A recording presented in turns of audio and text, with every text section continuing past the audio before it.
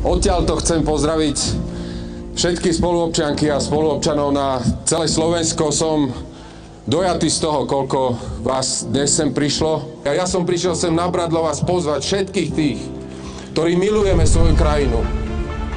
Aby sme tieto naše symboly uctievali, ale aby sme ich začali naplňať tým pravým obsahom.